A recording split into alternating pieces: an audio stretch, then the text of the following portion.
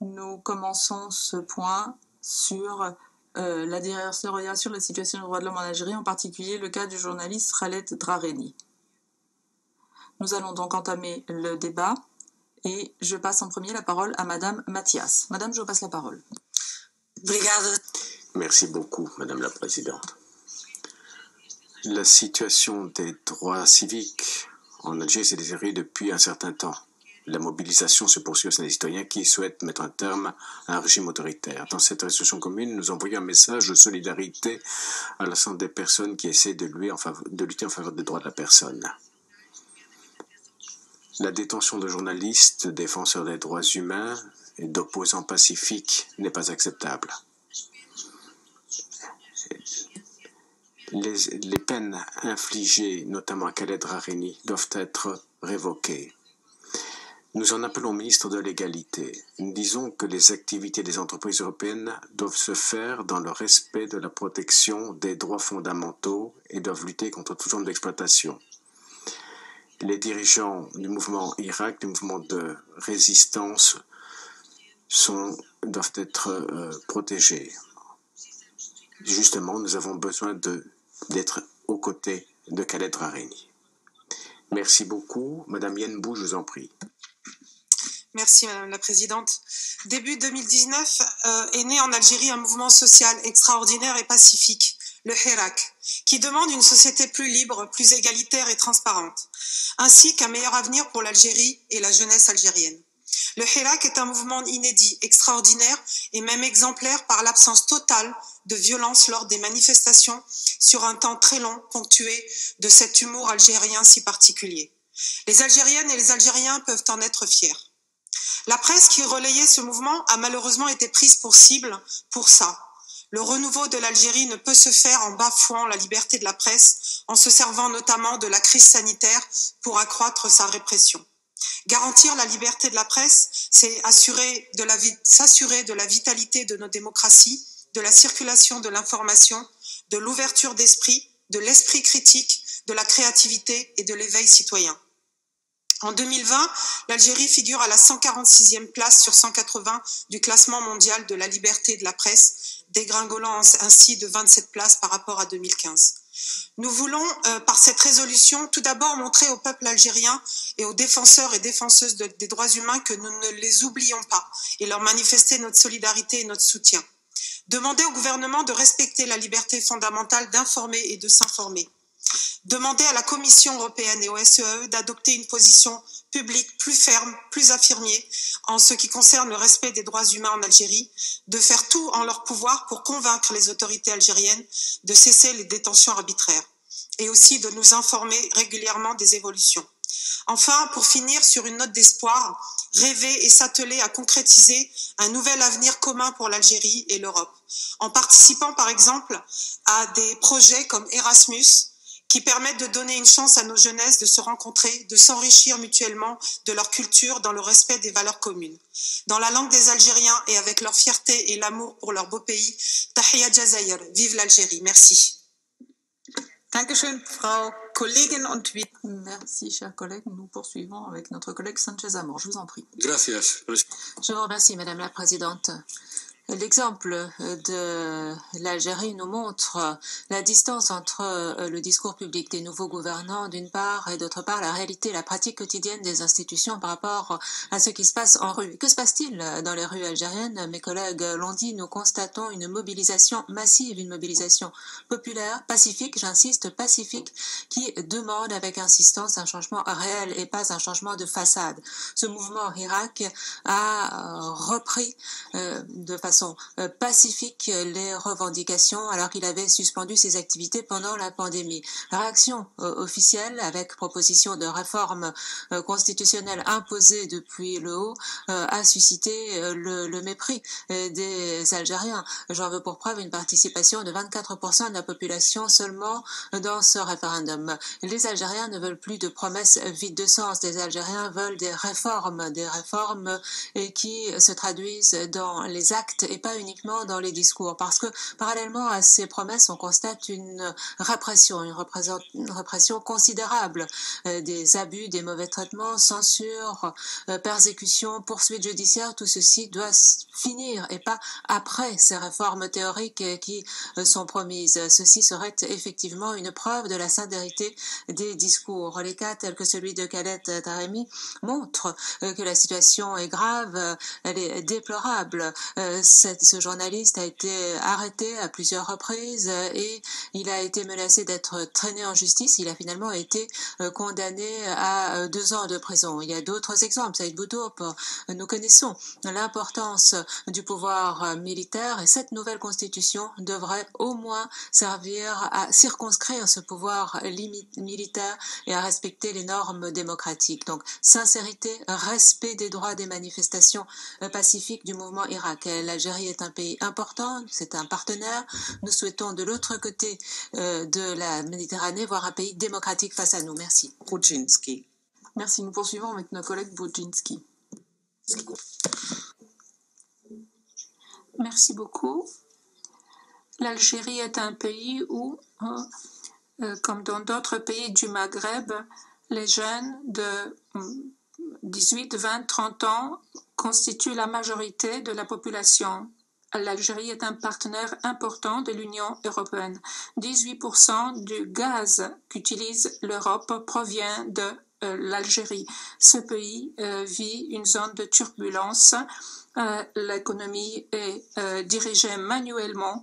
Le chômage touche principalement les jeunes. Tout ceci est à l'origine d'une vague de protestations qu'on appelait Irak. Et cette vague a eu pour résultat le changement du gouvernement, l'abdication ou la démission du président.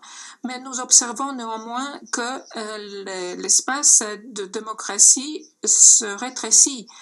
Nous voyons les cas de répression, surtout à l'encontre de blogueurs et de journalistes.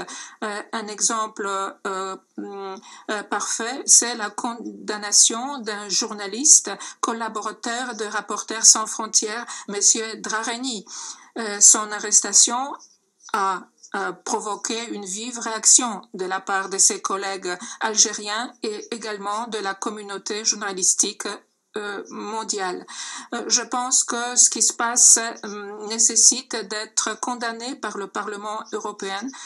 Nous devrions défendre tous ces militants, mais il faut souhaiter à l'Algérie un rapide redressement économique. L'Algérie doit être notre partenaire, ne serait-ce que dans la lutte contre le terrorisme et la lutte contre les conséquences de ce terrorisme, ne serait-ce que l'immigration illégale. L'Europe paye un prix très fort pour le soutien au printemps arabe qui a eu pour conséquence la montée du terrorisme. Merci, chers collègues. Nous poursuivons avec notre collègue Karlsbro. La présidente, chers collègues, nous avons écouté les voix de nombreux Algériens du grand mouvement pacifique de Irak. La prison pour les journalistes, blogueurs, poètes et activistes pacifiques est inacceptable. Le régime doit entendre son pays.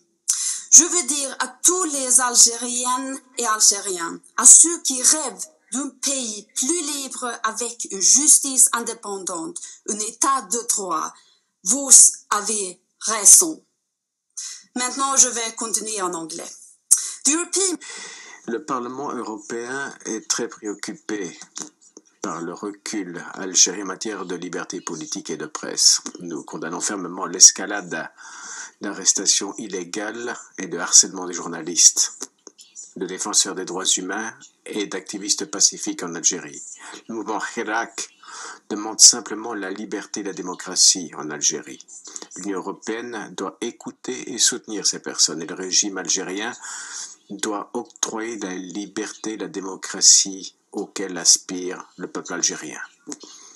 Aujourd'hui, le Parlement européen demande la libération immédiate de Khaled Drareni, le journaliste, ainsi que l'ensemble des prisonniers de conscience. Merci.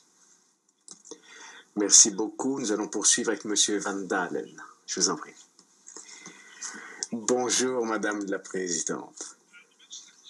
La situation des droits de l'homme en Algérie se détériore sur toute une série de terrains.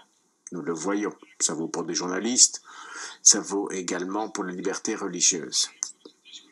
Il y a une discrimination religieuse en Algérie. Et il y a peu, la direction provinciale de Tizi Ouzou a décidé qu'environ 200 mosquées de la région pourraient rouvrir une fois que la pandémie diminue. Mais les églises restent fermées. Les églises sont boycottées officiellement.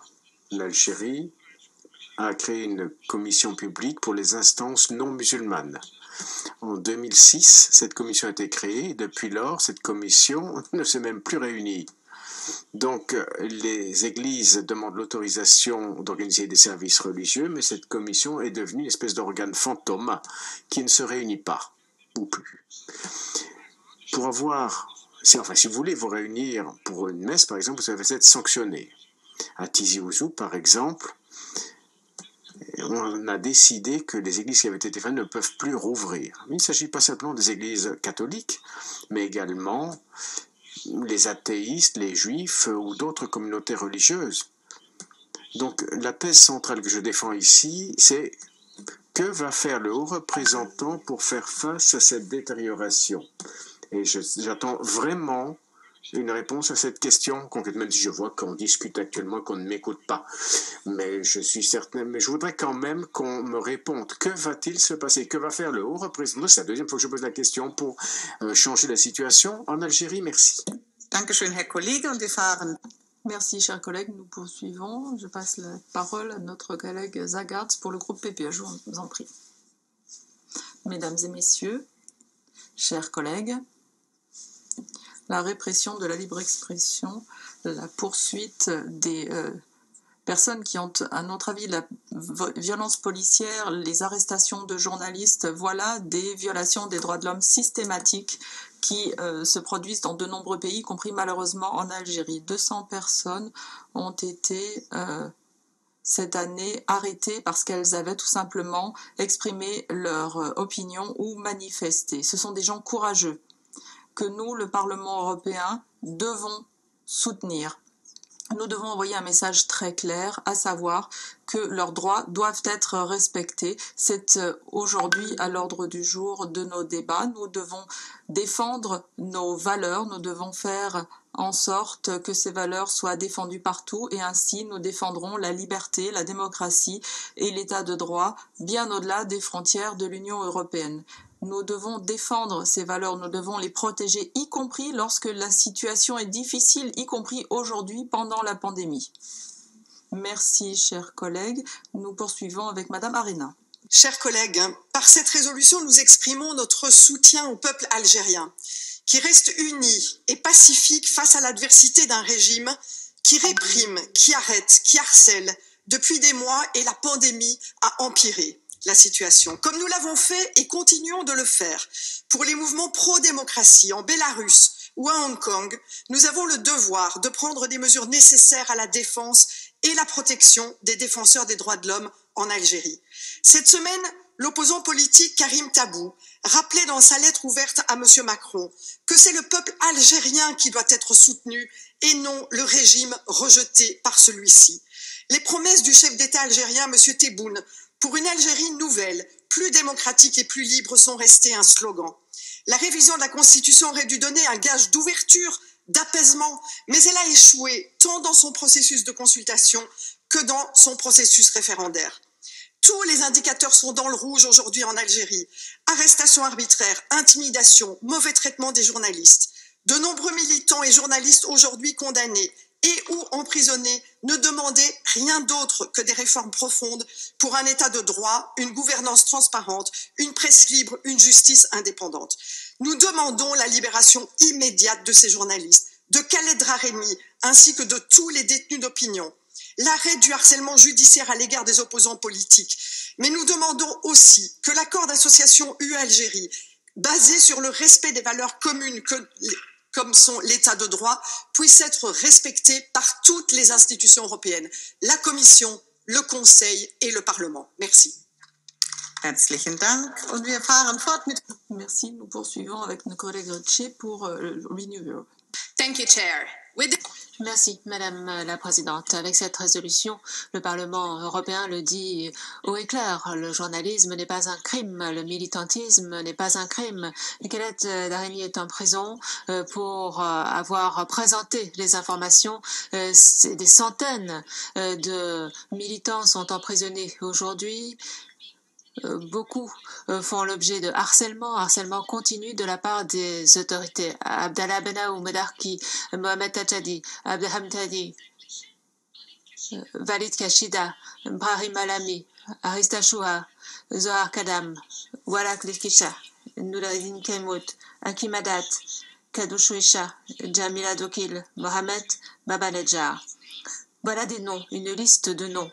Ce sont des patriotes qui s'inquiètent de l'avenir de leur pays, qui se sont engagés dans le militantisme, qui revendiquent le changement. Et j'aimerais, pour ma part, exprimer toute ma solidarité vis-à-vis de ces courageux Algériens qui prennent la parole et osent prendre la parole. Les journalistes, les ONG, les activistes sont victimes de ce harcèlement de par le monde. On les accuse d'être des espions, des agents étrangers. Ce sont des expressions qui reviennent trop souvent. Je pense qu'il s'agit là d'une répression démocratique grave. N'oublions pas non plus, ici, dans l'Union européenne, des collègues, nos collègues ont été arrêtés par la police alors qu'ils ont critiqué le gouvernement. Cette résolution lance un appel clair aux autorités algériennes. Libérez les prisonniers politiques, mettez un terme au harcèlement, mais cette amélioration doit intervenir ici également. Merci, Monsieur Satouri. Khaled Dareni, Kaddour Chouika, Jamila Loukil, Hakim Haddad, Yassine Mebarki, Mohamed Babanedjar. Ces personnes incarcérées ou poursuivies pour leur mobilisation sont les forces vives de la démocratie algérienne. Le sort de ces défenseuses et défenseurs des droits, manifestantes et manifestants, journalistes, nous inquiète vivement aujourd'hui.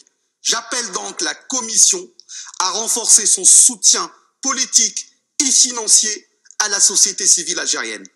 La Commission se sert peu et mal de l'instrument européen pour la démocratie et les droits de l'homme en Algérie. Déjà il y a un an, nous demandions le soutien à sa société civile mise à mal. Je réitère ici nos demandes.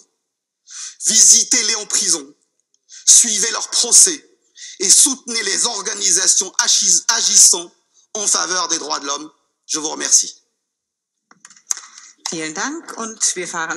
Merci. Nous allons maintenant poursuivre par notre collègue Weimers au nom de l'ECR. Merci, Madame la Présidente. Être libéral, c'est essentiel. On dit que nous voulons toujours lutter pour les droits de la personne, mais d'un autre côté, on s'aperçoit qu'on ferme les yeux sur les persécutions. J'ai bien entendu Karine Karlsbro. J'ai bien entendu que vous avez fait référence à la résolution vis-à-vis de l'Algérie. Vous devez tenir compte des droits de la personne, des droits des chrétiens également. Les chrétiens sont persécutés un peu partout dans le monde. Les chrétiens sont discriminés depuis toujours en Algérie. Et ce sont aussi leurs droits de la personne. Est-ce qu'ils ne sont pas aussi importants pour eux que les autres droits de l'homme? Alors, je crois que ici, nous devons pas absoudre le régime de critique, bien sûr. Je suis pour ceci, mais il y a aussi une véritable hypocrisie. Les chrétiens sont les plus persécutés dans le monde. Et ici, on n'en parle pas dans le texte. Il faudrait davantage faire preuve de solidarité. Merci.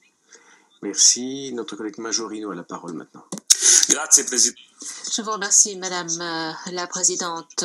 Tout ce qui a été dit est tout à fait juste. Nous nous inquiétons de la détention tout à fait arbitraire. 2 années de prison pour ce journaliste et qui n'a été coupable que d'assumer sa responsabilité professionnelle et de témoigner de ce qui se passe en Algérie sans filtre. Il couvrait ce grand mouvement de protestation qui, depuis 2019, ce sont principalement des jeunes qui revendiquent un changement démocratique profond. Nous constatons une dérive inquiétante de ce mouvement autoritaire. On utilise de plus en plus les lois de sécurité nationale pour poursuivre ces personnes. Cela touche des journalistes tels que Khaled Arenderi, mais également des syndicalistes, des opposants politiques, des défenseurs de droits de l'homme, alors que le peuple algérien demande une transition démocratique vers la liberté. Le gouvernement, parallèlement, exploite l'urgence de la pandémie pour restreindre l'espace de liberté et de démocratie. L'Europe a ignoré la Méditerranée pendant trop longtemps, pensant à l'exemple de la Libye, où est incarcéré Patrick Zaghi également. Je pense que ce contexte de violation des droits ne peut être négligé et passé sous silence aujourd'hui. Merci. Merci, notre collègue Grudler. La liberté de la presse est un principe essentiel dans un état de droit. Je l'avais déjà rappelé ici, dans le cadre de la détention d'Ahmed Altan en Turquie. Ce principe de liberté existe sur le papier en Algérie, car la loi interdit de détenir un journaliste en exercice. Mais ce principe n'est pas appliqué. La scandaleuse détention du journaliste Khaled Drareni en est la preuve. Que reproche-t-on à ce correspondant de TV5 Monde et de Reporters sans frontières? D'avoir relayé le communiqué totalement légal d'une coalition de partis d'opposition et d'avoir critiqué le gouvernement algérien. Sa détention est aujourd'hui une claire violation de la liberté d'expression et un signal fort d'affaiblissement démocratique pour l'Algérie. C'est pourquoi nous demandons au régime algérien de permettre dès maintenant les visites de membres de sa famille, visites aujourd'hui interdites. Nous lui demandons également de libérer ce journaliste coupable d'une seule chose, d'avoir fait son métier. Monsieur le Président Tebboune, faites preuve d'humanité et montrez ainsi au monde que la liberté d'expression et les droits de l'homme ont encore du sens en Algérie. Merci, nous poursuivons avec notre collègue Reichel. Thank you very much, dear Chairman. Merci Madame la Présidente. Il y a un an, le Parlement a voté sur une résolution très ferme dénonçant les violations répétées des droits de l'homme en Algérie. Au bout d'un an, on constate qu'il ne s'est pas passé grand-chose. L'Algérie continue à poursuivre les journalistes et les opposants politiques. Et l'affaire de Khaled Drareni et son emprisonnement pour 2 ans pour avoir eu le courage de parler des manifestations anti-gouvernementales. La population lutte de manière pacifique pour plus de démocratie, tout comme le peuple de Bélarus dont on a aussi parlé. En tant qu'ancien journaliste, je condamne les menaces qui pèsent sur les journalistes en permanence, ainsi que la pénalisation du travail des journalistes dans le monde entier. Malheureusement, l'Europe n'est pas immune à ce type de pratiques. Sous toutes sortes de prétextes, dans certaines régions de l'Union européenne, on assiste à des menaces contre les journalistes et la liberté d'expression n'est pas respectée. Il est temps de se pencher correctement sur ces questions et pas simplement par une déclaration. Nous devons faire plus pour lutter contre ce phénomène partout. Merci. Merci et nous allons clore avec le commissaire Lenarčič au nom de la Commission. Je vous passe la parole, monsieur. Merci, Madame la Présidente, Mesdames, Messieurs les membres du Parlement européen. Le respect des droits humains et des libertés fondamentales, y compris la liberté d'expression, représente un élément important dans les relations entre l'Union et l'Algérie. Relations qui sont gérées par l'accord d'association et qui sont également renforcées dans le contexte des priorités du partenariat. L'Union a tout intérêt à mettre en place une coopération forte et stratégique avec l'Algérie. Notre objectif est de renforcer ce partenariat bilatéral et ce, de manière durable, en mettant l'accent sur la confiance, sur la pérennité. L'Union est prête à soutenir les réformes et qui seront entreprises par les autorités algériennes. Nous devons cependant garder à l'esprit le fait que l'objectif essentiel est de satisfaire les attentes légitimes des citoyens algériens. Le dialogue doit se poursuivre, se renforcer avec l'Algérie. Et c'est là l'objectif que nous poursuivons, particulièrement au cours de ces derniers mois.